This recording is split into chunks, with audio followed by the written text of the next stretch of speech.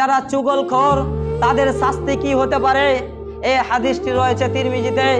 আন আমরিন ক্বাল ক্বালা রাসূলুল্লাহ সাল্লাল্লাহু আলাইহি ওয়াসাল্লাম মান কানা যা ওয়াজহাইনি ফিদ দুনিয়া, যারা দুনিয়ার বুকে দুই মুখে কথা বলে, এখানে এক কথা বলল, অন্য স্থানে তা উল্টোটা বলল, যারা চুগলখোর, লিসানানি মিন নার, সেই কিয়ামতের মাঠে, সেই জুদায়ের মাঠে আগুনে দুইটি জিহ্বা হবে।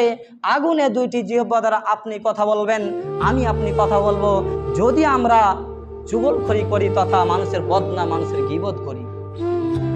সম্মানিত উপস্থিতি, দুনিয়ার বুকে আপনি 60 বছর, 70 বছর, 80 বছর বা 40 বছর জীবন যাপন করবেন বলে এত পরিকল্পনা, এত চিন্তা, এত ভাবনা, আমাকে কোটি কোটি টাকা লাগবে, আমাকে বিলাসবহুল বাড়ি লাগবে, আমাকে WBM গাড়ি লাগবে, কত পরিকল্পনা, কত চিন্তা করলেন। ঠিক আছে, এই করাটা ভালো, কিন্তু আপনি যেখানে 60 বছর নয়, 80 বছর নয়, কোটি কোটি বছর, বিলিয়ন মিলিয়ন বছর, যার কোনো শেষ নাই, সেই জায়গার জন্য আপনার একবার ভাবনা, একবার পরিকল্পনা নাই, একবার চিন্তা নাই।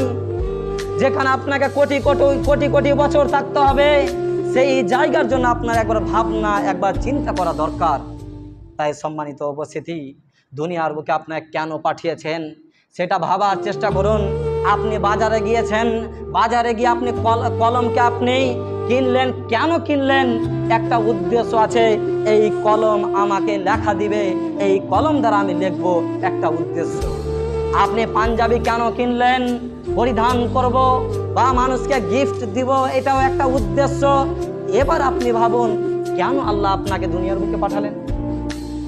ফিতনা ফাসাদ সৃষ্টি করতে, মানুষের বদনাম করতে, মানুষের গীবত করতে, চুগলখড়ি করতে।